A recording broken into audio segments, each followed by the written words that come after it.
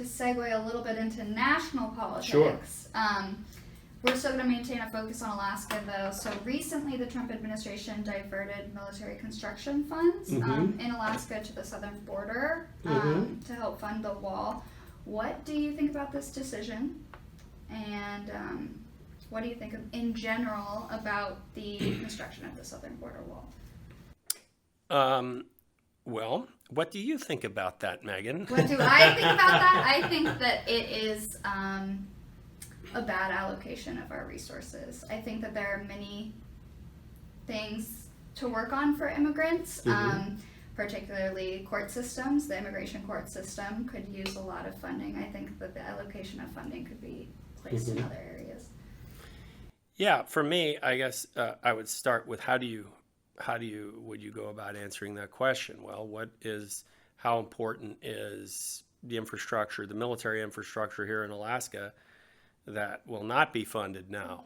And I'm not sure what those projects are, so I don't know how vital they are to national security.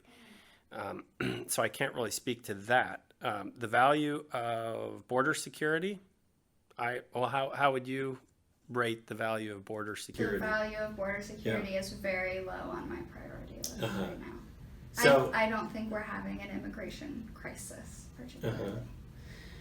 Well, are you aware of the latest study? There's been some questions thrown on the last big study that came out about, I think it was 3 months ago, roughly, that estimated 30 million foreigners here in the country without sanction of U.S. law. That's not important? I wouldn't say it's not important. I would just rate it lower on my priority list than other issues. I think that it's been made a very large talking point that I don't think genuinely deserves as much attention as it's getting. Yeah. Okay. Yeah, for me, since I was unfair and I turned the question on you, it's only fair that we turn it back around on me then. So I will offer up my thoughts on that. To me, the question of immigration is, more. I disagree with both of the left and the right on this. This shouldn't be a question. The question of immigration should not. We should not care about the economic condition of people who are coming into this country. And this is my criticism of the right. The whole premise of our country is that the real wealth that human beings carry with them is in their person, and is not the wealth that they have or have not piled up. That's their real wealth, is in their human person, because nature, being operating the way that she does, gives human talent to the highborn and the lowborn, and it's a beautiful thing.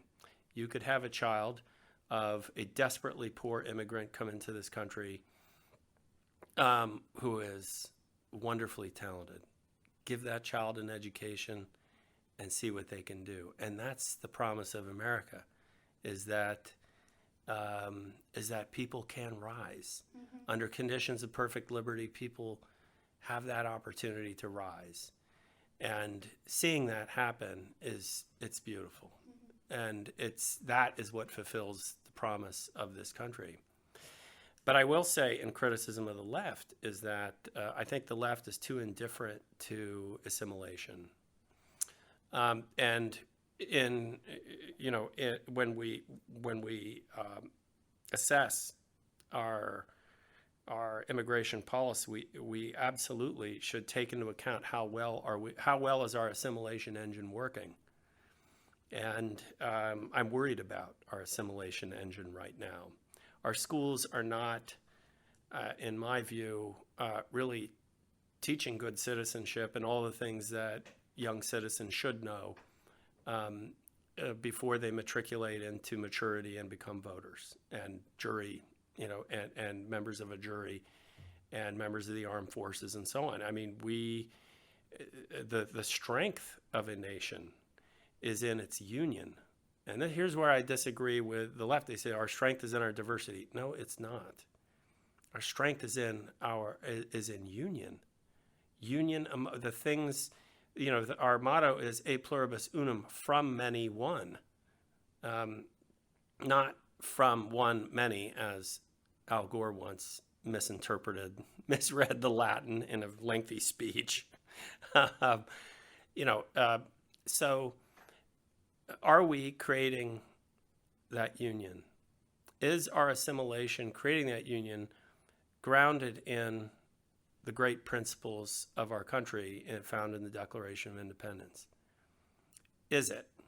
And not only that, but are we checking to make sure that immigrant groups who come into this country have they're coming from cultures that are assimilable, right? You could take a hypothetical and say, if there is such a culture that practices a form of religion, let's say headhunting, that admits and even requires headhunting, right?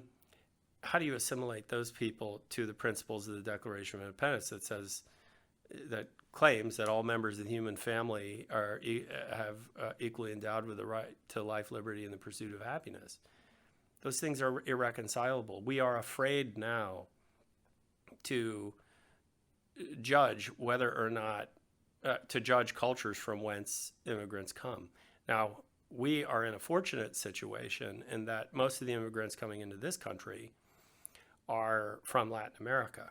And I've spent a lot of time down there. I have the closest of relations, personal relations with Latin America, and particularly with Mexico. Wonderful people. Their problems have more to do with their political institutions, but they easily can, make it in this country and become part of our American family of citizens. No problem.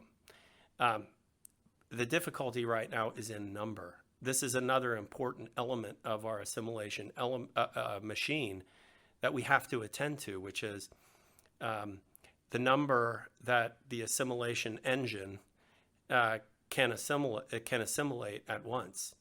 And right now, those numbers seem awfully high. When you have 30 million foreigners living in the country without sanction of law, we have lost our ability to assimilate them. The danger is that rather than assimilating foreigners into our family of American citizens, we are instead allowing foreigners to extend the borders of their country into ours. Okay? And if that's the case, then what we're doing is balkanizing our country and destroying the foundation of unity. The power of a nation is not in its armies or in its wealth.